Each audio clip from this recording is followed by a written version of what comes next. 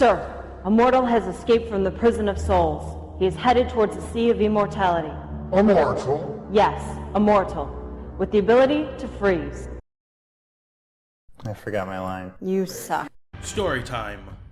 Over a year ago, maybe even closer to 2 years now, a subscriber of mine named Ryan Callan, aka the Sneaky Lizard, requested that I do a walkthrough of Spider-Man and the X-Men in Arcade's Revenge for the SNES. Published by LJN and developed by the illustrious Software Creations, it's a game that is apparently as frustrating as another LJN masterpiece, Silver Surfer.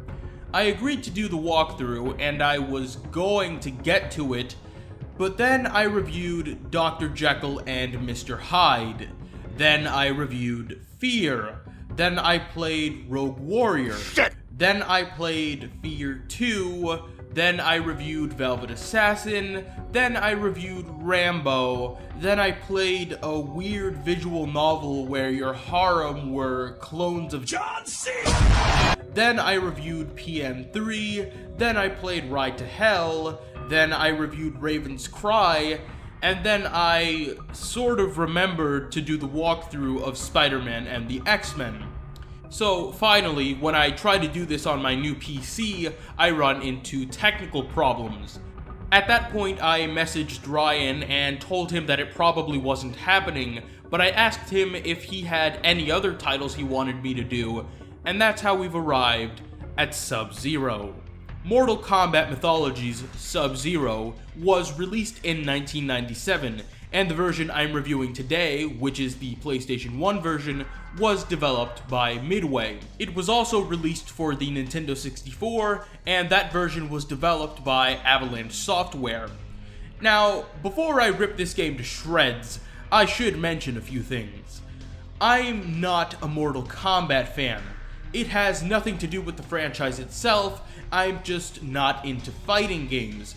I do own Mortal Kombat 9, but that was more of a Steam impulse buy than anything else. Although I have played the game, and it's fucking fun. Jay wins. I'm really more of an FPS guy, as many of you know. I also like horror, and even more when it's mixed in with my FPSs. Now, does that mean I think that all fighting games are shit? No, that's ridiculous. The ones I own and have played are very well made. But that's not the case for Mortal Kombat Mythologies Sub-Zero, because this game is horrible. Mythologies takes place before the events of the very first Mortal Kombat. Sub-Zero, or Noob Saibot in this game, is hired by Quan Chi to steal a map of elements from a Shaolin temple. As the game progresses, Quan Chi's motives are explained, and Sub-Zero must retrieve an amulet from the Netherrealm. The game isn't too plot heavy, so that's about it, although Scorpion is in this game, and it elaborates on his backstory, so there is that. The problems with Mythologies aren't really linked to the plot at all, but instead, the gameplay. Oh god, where do I begin?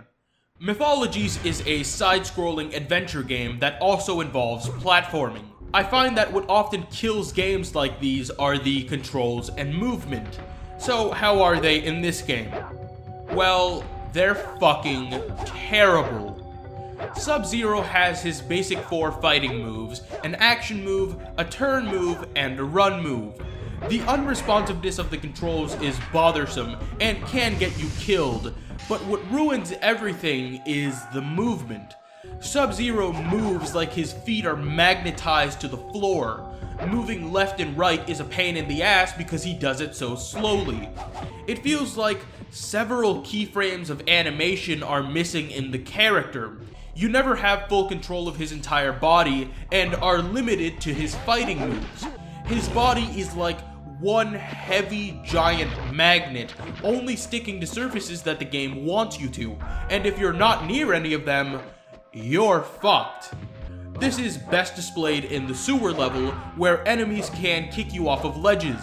If you're not near the rope, you're dead.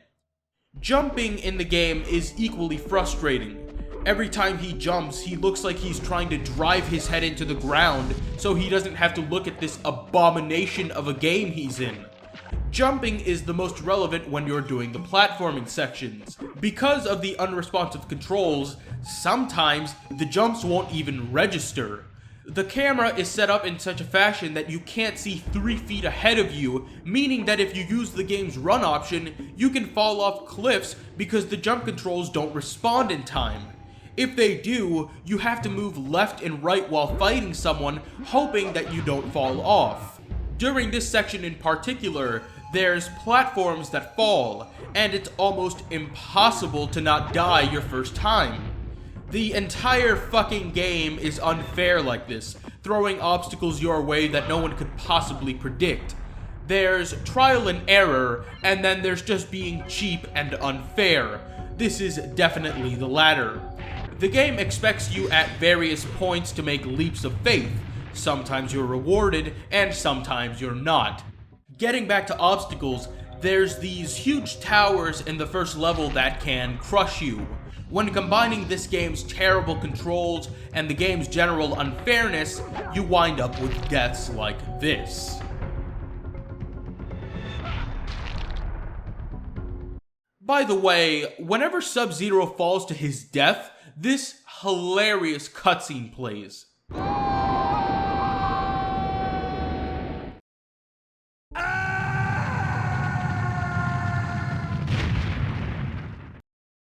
We'll get to the rest of the cutscenes in a minute, but I feel the need to educate you guys on the groundbreaking AI in this game.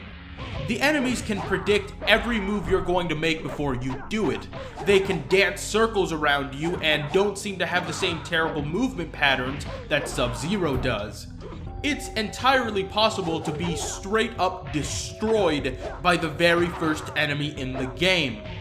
Besides the game being on the hard side, you're also at a disadvantage because you don't have any special moves. You get Sub-Zero's special moves by defeating enemies, which is just stupid.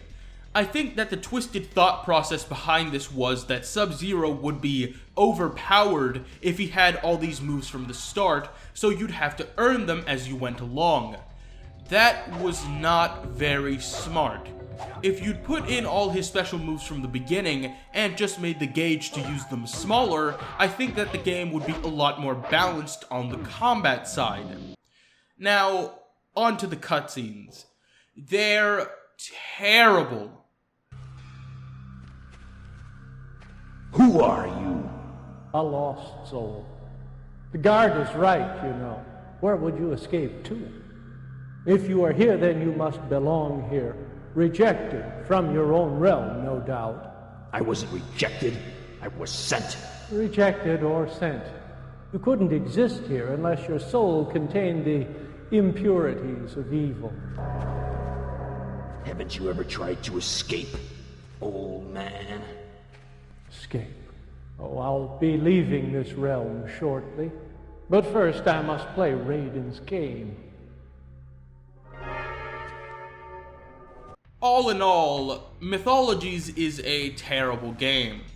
Halfway into it, I thought I knew what rating I'd give it, but as I progressed through all the nonsensical bullshit, it only frustrated me further. I never throw around this term lightly, but I find this game nearly unplayable. Even if you turn down the difficulty, it doesn't fix the broken and delayed controls, the poor positioning of the camera, and the stiff movement, all of which mar the game beyond recognition. I imagine that Mythologies is what they force spirits in the Netherrealm to play. There's an endless cycle of horrendous games to torture them with, and this is one of them. They'll start screaming like Sub-Zero when he falls off a cliff upon looking at the loading screen, wondering what they did in life to have earned them this punishment. But they won't have to wonder for much longer, because Mortal Kombat Mythologies gets the final rating of... Rest in Piss.